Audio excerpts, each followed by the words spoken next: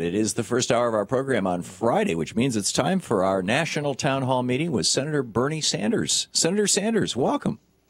Good to be with you, Tom. Great to have you. What's on your mind today? Well, as I think most of our listeners and viewers know, Congress reconvened this week. The Republicans are now in charge of both the House and the Senate.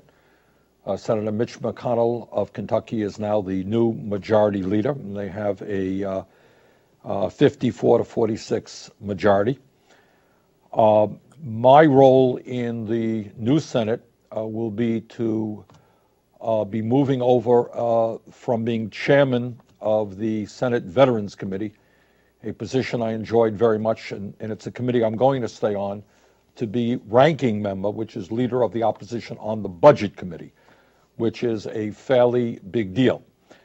So we will see what happens as the new Congress gets moving. But I believe we have every reason to expect that the agenda of the Republican leadership in both the House and the Senate will not be a surprise to anybody who follows politics in America. And what the Republicans will be striving for in one way or another is to cut Social Security, and they've begun that process with a rule change in the House, to end Medicare as we know it by converting it into a voucher program, and then to move toward a balanced budget, while at the same time they give huge tax breaks to the wealthiest people and the largest corporations, which means less revenue coming in. And if you're going to move to a balanced budget in 10 years, it means very draconian cuts in programs like Medicaid, nutrition, education, healthcare, and many, many other programs that middle income and working class people depend upon. So I think that's overall what the Republican agenda will be. And I will fight that every step of the way. In my view, at a time when we have massive wealth and income inequality, when real unemployment in this country is over 11%, counting those who have given up looking for work and are working part-time, when youth unemployment is 18%, when African-American youth unemployment is close to 30%, we have got to focus on the needs of working families, and the wealthiest people and the largest corporations surely do not need any more tax breaks. And one of the ways that the Republicans are going to try to bring about tax breaks for the rich and large corporations is through a process called dynamic scoring. What we have here in Congress is an effort on the part of the Congressional Budget Office to tell us how much a program costs, how much a tax cut costs. What they want to do is come up with what the first George Bush called voodoo economics. And that is to say, all right, we're going to give huge tax breaks to the rich and large corporations, but it really is not going to have a major impact on the deficit, because magically these large tax breaks are going to translate into economic growth and more tax revenue coming in, so these tax breaks are not going to cost us anything. That is what we call voodoo economics. It is wrong, it is fraudulent. Historically, it has not worked the way the Republicans have said, and it's just a disguise, a way to obfuscate the impact of tax breaks for people who do not need that. What will also be coming, I believe, on the floor next week is this Keystone Pipeline. Let me say a word about that. The most important issue, I think, in terms of this debate is whether, as a nation, we want to move in a direction in opposition to what the entire scientific community in this country and around the world is telling us. What the scientific community almost unanimously is telling us is that climate change is real. Climate change is caused by carbon emissions and human activity. That climate change in terms of droughts, floods, extreme weather disturbances, rising sea levels is already causing devastating problems in our country and around the world, and that if we do not move aggressively to cut carbon and reverse climate change, these problems will only become more severe in the years to come. Now, that's what the scientists are telling us. And yet what we're debating right now and next week on the floor of the Senate is a bill to expand the production and transportation of some of the dirtiest oil on the face of the planet.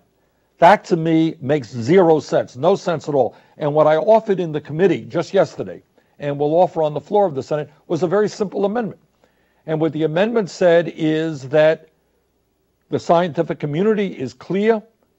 How do members of the Senate feel about what scientists are telling us? Is climate change real?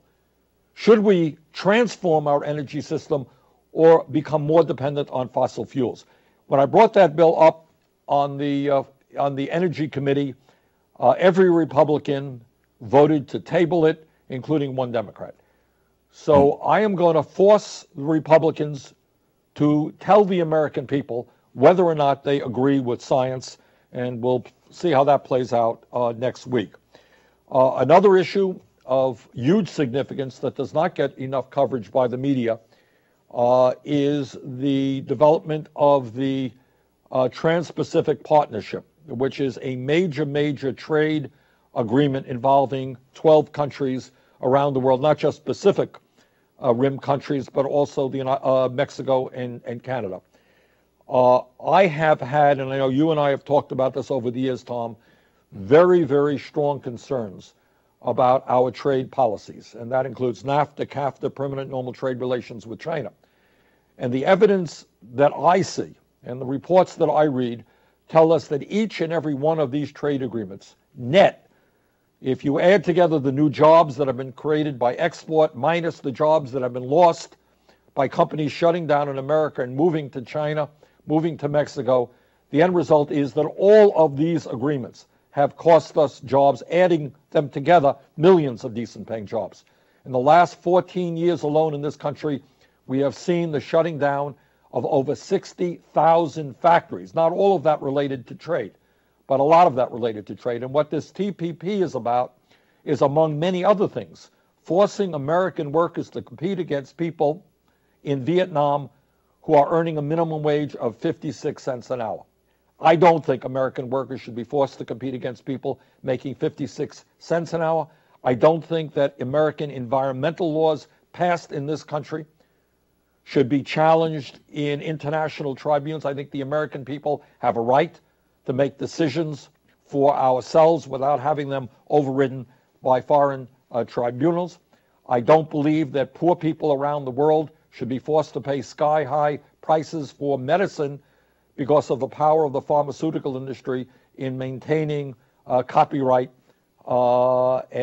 provisions over the drugs that they produce and forcing poor people to pay more than they would if these drugs were made generic. And on the other point, what I have been fighting for and will introduce legislation to bring about is making college affordable. I think the president made an announcement yesterday, which is a good step forward. 2 years of free community college is a step in the right direction. Amen. Senator Bernie Sanders with us for our national town hall meeting, Brunch with Bernie, here on the Thom Hartmann Program. We'll be back with your questions for Senator Sanders right after this. This is the Thom Hartmann Program. And be sure to check out Bernie's website at sanders.senate.gov. You can sign up for the Bernie Buzz, and it's a great news site to begin with.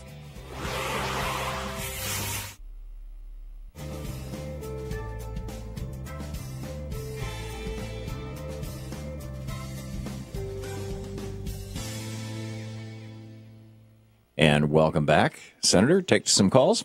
Let's do it. Okay, James in Lockport, Illinois. You are, and watching Free Speech TV on the DirecTV satellite system. You are on the air with Senator Sanders. Oh, thank you, Tom, and I hope you guys had a great holiday season, both of you guys. Thank you. But Senator Sanders, my big concern with Keystone, on Tuesday I called your office and I left a message with a staffer to my concerns about our nation's wheat belt. Wednesday you had brought that up on the floor, and I was happy to hear that. Matter of fact, you were the only senator to bring up our food supply that I've heard, so I really appreciate that very much. But there's also other considerations. I noticed that in today's society, with the increase of terrorism around the world, I also see that poses a big soft target in this country. What could be worse than devastating the water supply to 7 or 8 states? So I'm a big believer that if we're so sure of something, we should put our money where our mouth is. And maybe we can throw an amendment in there, which I'm sure would get tabled, about the people that vote yes on this will be responsible for the cleanup, and they will donate 50% of their total assets to help pay for cleanup. I think that would be real cool. Well, James, let me just jump in and say you raise very important points. There are many, many elements involved in this discussion of the Keystone Pipeline. And one of them happens to be that this is very, very dirty oil. It is very heavy oil. And in fact, there was a major spill in the Kalamazoo River in Michigan, which cost over $1 billion as part of the cleanup. And it's very, very difficult to clean up. And the last thing in the world that you want is to have a horrendous oil spill in an aquifer which is supplying water to millions of people. That's obviously a kind of a no-brainer. That is not what you want. And so that is a very important issue. But to me, the overriding issue is that when the scientific community is clear that climate change poses the great environmental crisis facing our planet, when scientists are telling us that we may be looking at an increase in the Earth's temperature by the end of this century from between 5 degrees Fahrenheit to 10 degrees Fahrenheit, which means that coastal communities all over this world may find themselves underwater as a result of rising sea levels, among many other concerns that the Department of Defense and other national security people worry about what happens when people around the world see their land dry up or become flooded. They can't get the food they need, they can't get the water that they need, and there's going to be international conflict.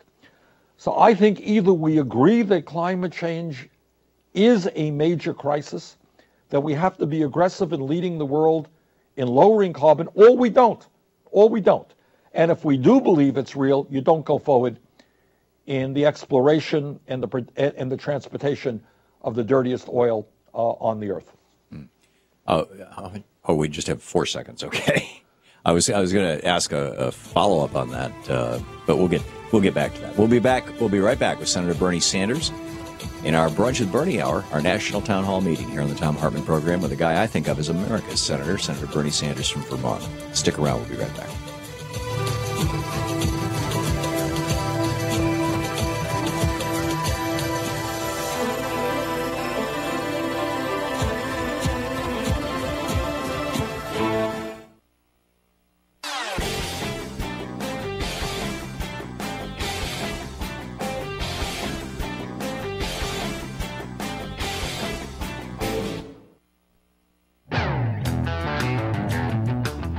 Transforming the world by revitalizing democracy. Welcome back to the Thom Hartmann Program. It is our Brunch with Bernie Hour. Senator Bernie Sanders taking your calls. And Paul in Woodinville, Washington, you are on the air with Senator Sanders. Hi, Tom, and hello, Senator Sanders. I would like to talk about this outrageous attack by House Republicans on disabled people. This House Rules Points of Order change initiated by Tea Party Republican Tom Reed of New York, who apparently hates disabled people, and has introduced this Points of Order rules change to prevent the reallocation of funds to the Social Security Disability Fund. And if you could just, Senator, explain what's going on so people understand the ramifications and all such. And just briefly to tell you my own situation, I'm a person who is collecting SSDI. It's not a handout. It's an insurance policy that I paid into. I lost my eyesight to a disease that causes blindness. I was diagnosed as a young child at the age of 5 years old, and I knew I was going to go blind, and I knew that I had to work. The minimum is a work of 40 quarters or 10 years of work before you can collect SSDI. I have put in and paid my dues. I want my benefits, my insurance policy to pay off, and they're standing in the way. This is outrageous, and it seems to be their first order of business because it's what they introduced in the first day. It makes me think that disabled people have been in their sights, and they were just waiting for an opportunity to attack us, and that's what it is. It's an attack. I wonder if they want to save Social Security, why don't they start with the, 80 or 90 million retirees who are on Social Security, regular Social Security? Thank you. No, okay. Paul, thank you very much for telling us your story, and I agree with everything that you said. Disability benefits are not a handout. They are benefits to which the American people have paid into and are entitled to. And I agree with everything you said except the very, very last point. Let's not fall into that trap, which is what the Republicans want us to do, of playing off the elderly versus the disabled. And in fact, that is what they want to do. What the Republican plan is to say, okay, if you want to make sure that the disability fund is solvent, okay, we'll go along with that. We'll help you do that. But you're going to have to cut Social Security benefits someplace else. In other words, they are using this, which is what their tactic will be in a lot of areas, as leverage for us to do something which I will not do. The way you solve, there are very easy ways to solve the problem of the disability fund, which relatively speaking is not a very difficult problem to solve in terms of the amount of money that is needed. You take money from the overall Social Security trust fund to help out. Republican rule that Paul is talking about wants to prevent us from doing that, and they're saying, okay, well, we will help out the disability fund if you start doing things like raising the retirement age for older people, or if you cut the cost of living adjustment through a so-called chain CPI. And we're going to fight that.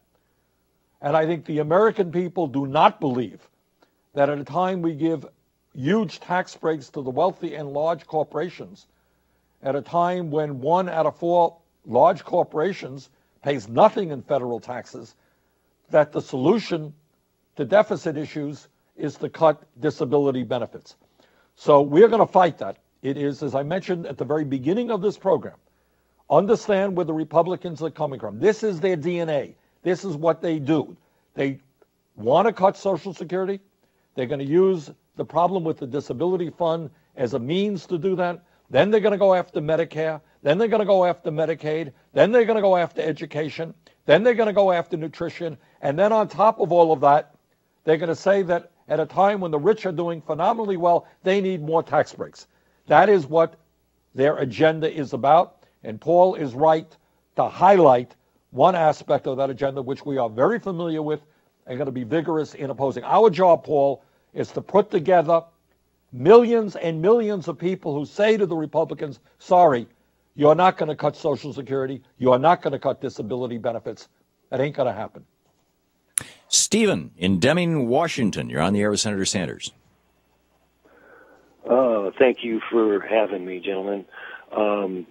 I have a question for you in regard to TPP.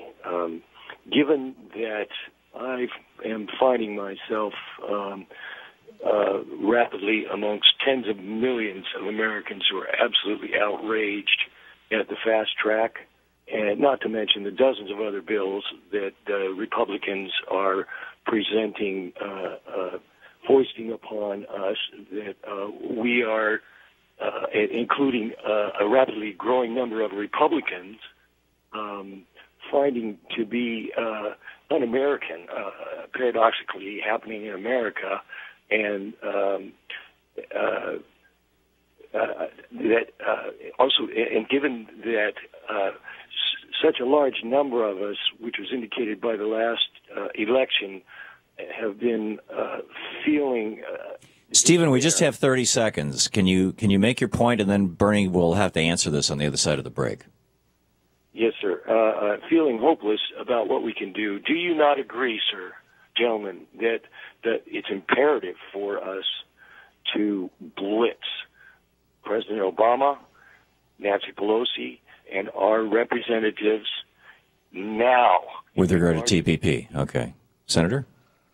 The answer is absolutely. I agree with everything that Stephen said except one point. He said the Republicans. It's not just the Republicans. In this case, President Obama is a strong supporter of the Trans-Pacific Partnership. He and I disagree very strongly on that. Let's pick it up after the break. Okay, great. We'll be right back. It's our Brunch with Bernie hour here on the Thom Hartmann Program. Senator Bernie Sanders taking your calls in our national town hall meeting. You can check out Bernie's website at sanders.senate.gov. You can check out his Facebook page. Just go over to Facebook and plug in Bernie Sanders, a very, very active site. We'll be right back. You're listening to the Thom Hartmann Program. Call 202-536-2370. Sanders.senate.gov. And be sure to sign up for the Bernie Buzz. We'll be right back.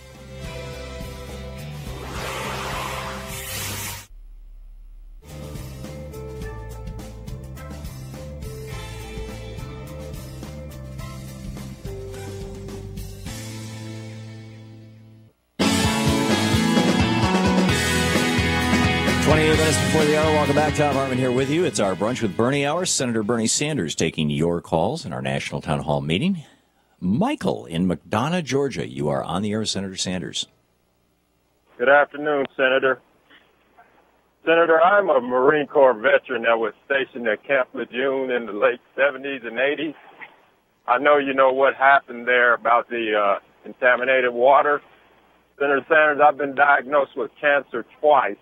And because one of my cancers is not on the illness register, I've been denied benefits. And I was wondering, is there anything you could do to help us expand that illness list? There's a meeting at the CDC on Thursday here in Atlanta, which I will be attending. And I was wondering if there's anything you could do to help us. Michael, the answer is yes. And legislation has been introduced.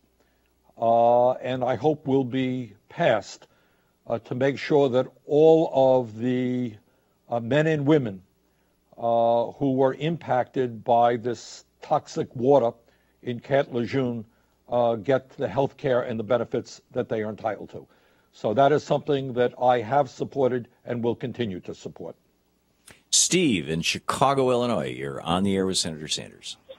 Yeah, hi, Bernie. I was calling about your bill that you are going to introduce next week about having Republicans answer to climate change science and the importance of it. It seems like the entire House and Senate are backed by big oil and don't care about the environment. How do we get them to act? And the number one way I think we can progress the environment is by introducing legalization of hemp. It's the number one food, fuel, plastic, medicine, and that's a simple solution. How do we get that bill passed? Well, Steve, I'm not quite sure how we went from global warming to hemp. And I think in Vermont, our legislature, can't remember exactly what they have done, but have been sympathetic to the legalization of hemp, which is something that I am also not unsympathetic to. But I think in terms of climate change, as I said earlier, no sense repeating it, it is an embarrassment, I think, to the American people that we have the dominant party on Capitol Hill right now, the party that controls the House and the Senate, not standing up and saying, yeah, we agree with the overwhelming majority of scientists in America around the world that climate change is real, it is causing devastating problems, it is caused by human activity, and we have to transform our energy system. That is not in most parts of this world, that is not a controversial statement. And yet it is here with the Republican Party in Washington. And I've got to do my best, along with other members, to say, hey, guys, either you're going to be with science or you're against science. And if you're going to be against science, we're going to make sure the American people know that. Scott in Scottsdale, Arizona. You're on the air with Senator Sanders. Thanks, Tom. Senator, I think you guys are great. You give such great information. I have a question about the drop in gas prices. I believe I've heard on your program that this is somehow linked to getting the bank speculators out of it. And I'd like to be able to speak intelligently as to what changes in the law, whether it was Glass-Steagall or Dodd-Frank, caused this. Can you help with that? I'll let Tom. The issue of why gas prices have dropped so precipitously is an issue that I am not sure that most people really. There are a lot of thoughts about that out there, and I am not quite sure what the real cause is. So I don't want to speculate on that. I think what Scott is talking about is what we know to be a fact, and what has concerned me for a long time is that the energy futures market is not controlled by what we call end users, i.e. people who actually use the product, airlines, trucking companies, etc. It has been very significantly controlled by Wall Street, Morgan Stanley, among others, who have owned a significant part of the oil on the oil futures market. But there are different theories out there as to why oil prices have gone down, what the role of Saudi Arabia, the geopolitical part of this process. Is it an attack on Russia? Is it an attack on Iran? It is hard to say. Tom, if you want to jump in there, I don't want to make a statement about something that I'm not yet 100% clear about. Your thoughts on that? The one thing that I had noticed that I shared with our audience, in fact, a listener pointed it out to me, was that Dodd-Frank required, tightened up the rules on commodity trading. And in March, in the New York Times, there was a series of articles over about a week-long period about how bank after bank, big bank after big bank in New York City was selling off their trading divisions, and in many cases disposing of their futures contracts. And these were typically 6-month contracts. And surprise, surprise, 6 months after that happened, the price of oil started dropping. Now, whether that's a correlation or not, I don't honestly know, but I thought it was interesting. Yeah, so and, that's and all I know agree. It is interesting. It is a complicated issue, and I'm not sure that we do fully understand if it does, why oil prices have dropped. If it does indicate, though, that the banksters are keeping the price high, it means that they've been scamming us for years. Well, with that we do know. Yeah, I mean, when you have, most people would think that the energy or the oil futures market would be controlled by people who actually use the product, but that certainly has not been the case. Yeah. It has been controlled by speculators who, of course, speculate in order to make a profit, and that's clear. Donald in Chicago, you're on the air with Senator Sanders. Yes, hi. How do you do, Senator Sanders? I got a question. Because of the fact that all this business about Social Security being, that they might go ahead and make changes if it's going to affect all of us, it doesn't seem like the Democratic Party is on top of it. They're just too silent. Now, all the money that we send to them now, because they're always asking for money, why don't they take that money and start putting commercials out and start attacking them now? Okay. They don't even have to mention the fact that they could say, it's for concerned citizens to save Social Security and Medicare, something like that. And right. I think Donald, let's let Bernie answer the question, please. All right. Well, Donald, what I will tell you, Donald, is a number of us are not going to be silent on this issue. And sometimes, I know very often, Tom, people will call up and they say, well, you're silent, you're not speaking out on the issue. Sometimes we are speaking out on the issue, but it doesn't necessarily translate into a front page story in the New York Times or the Chicago Tribune. Donald, go to my website, go to my Facebook, and you will see us speaking out very forcefully, not only in opposition to what the Republicans are planning, not only in terms of the need to protect Social Security, but in fact the need to expand Social Security benefits.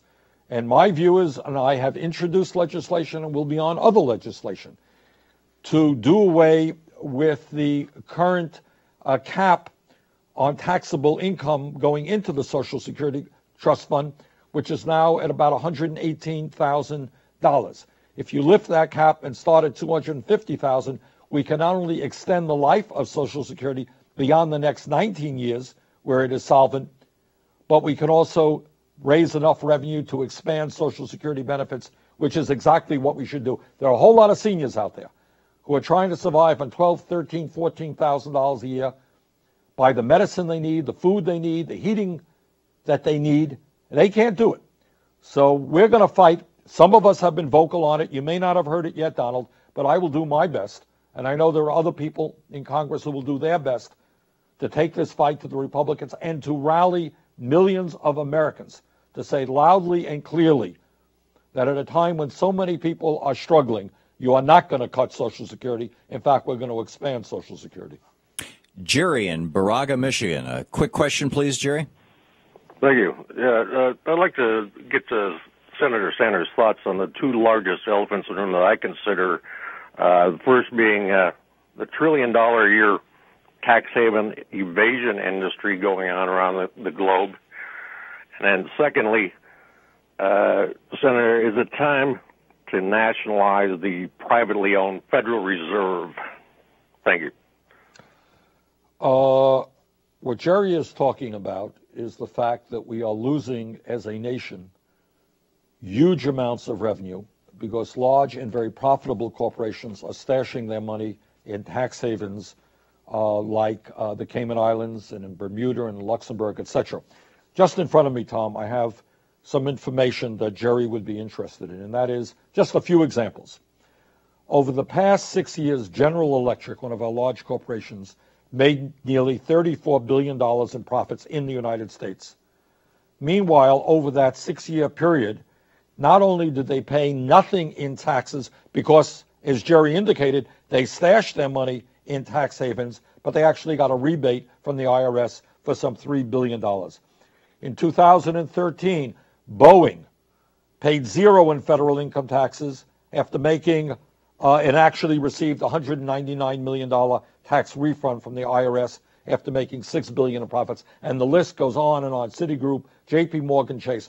Point being, as Jerry, I think, indicates, you have large, profitable corporations stashing their money abroad in tax havens, not paying anything in federal income taxes, sometimes getting rebates. That is clearly unacceptable. We're going to work on that. We'll be back with more of your questions for Senator Bernie Sanders right after this. It's 15 minutes before the hour.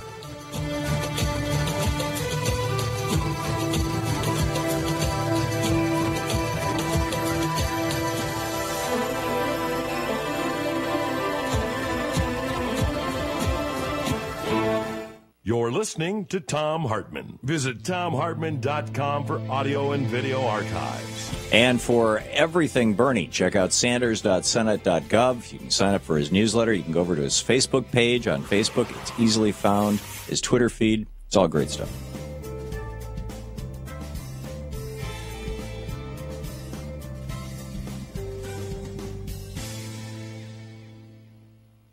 And welcome back.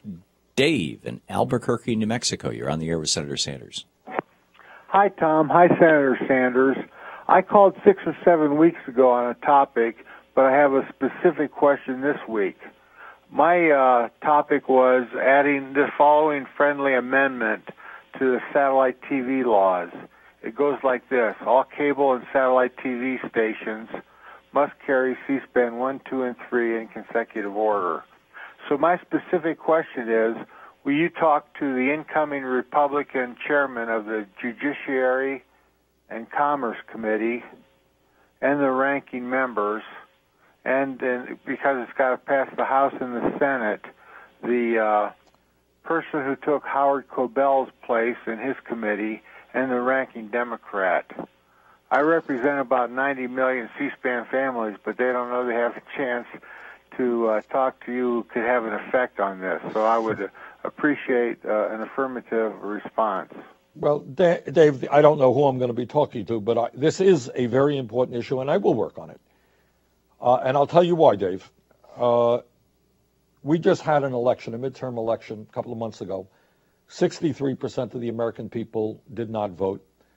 We have situations where people do not know, majorities of people do not know which party controls the House or the Senate. They don't know what goes on in Washington. They don't know very much about the budget.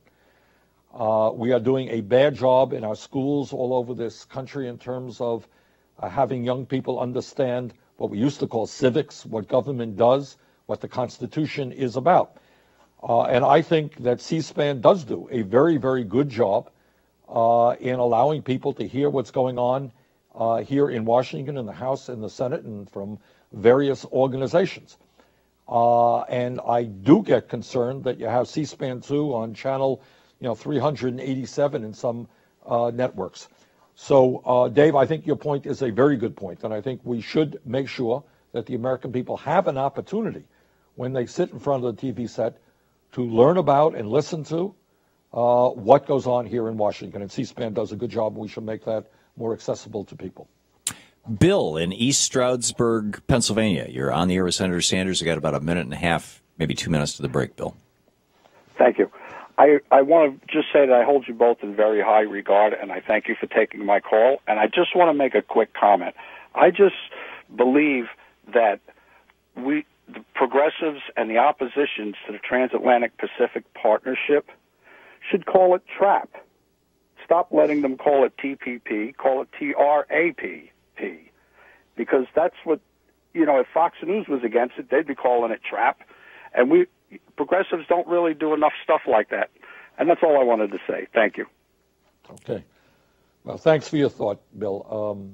I have made it very clear, and a number of other senators and members of the House have made it very clear, that for two fundamental reasons, we're going to be opposed to whatever you want to call it, but it's called the Trans-Pacific Partnership Trade Agreement. And that is, number one, in terms of what we know about the content, it is a continuation of past disastrous trade policies. And number two, there has been very little transparency, so we don't know what is in the agreement. People should not be voting on something that they have not read. Be right back with more of your calls for Senator Sanders. Check out his website at sanders.senate.gov. It's 10 minutes before the hour.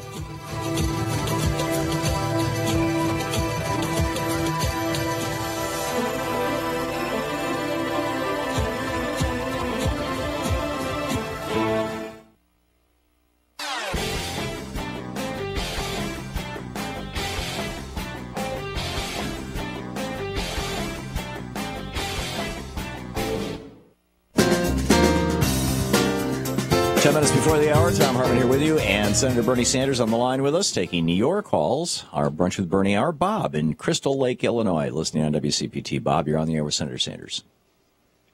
Thank you. I just wanted to say that stop negotiating from a point of weakness as far as Social Security.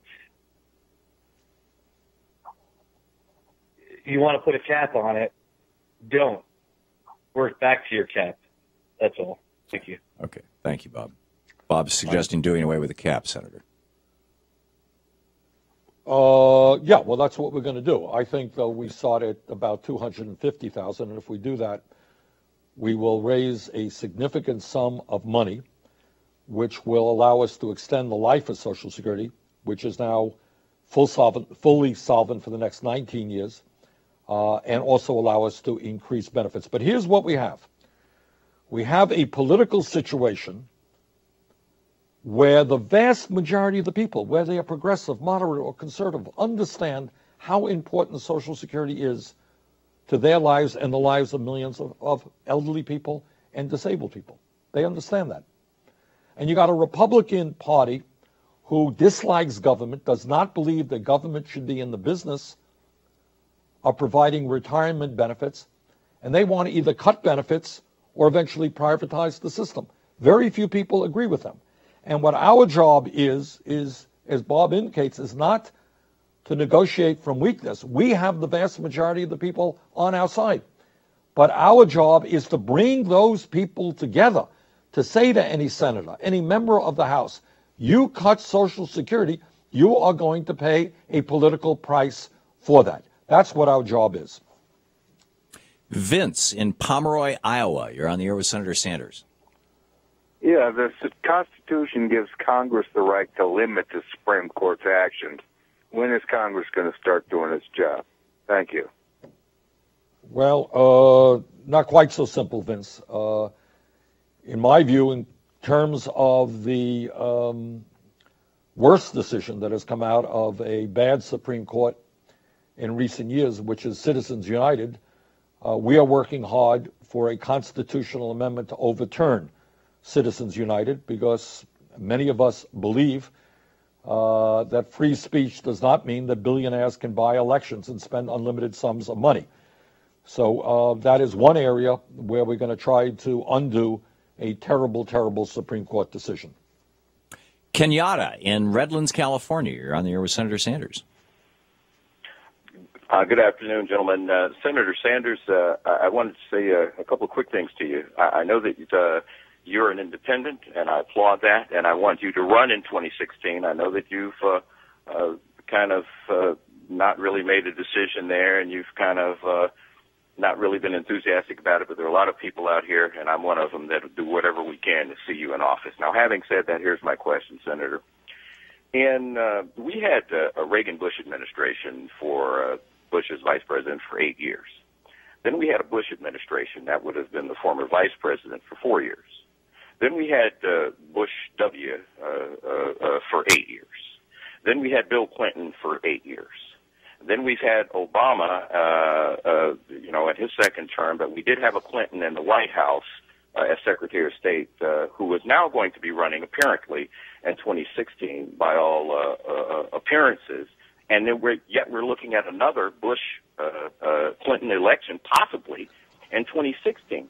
As a country that applauds itself on, democracy and anyone being able to be involved in public service, doesn't this look a little strange? I was speaking to some people yesterday, Kenyatta, and that's the point that I made.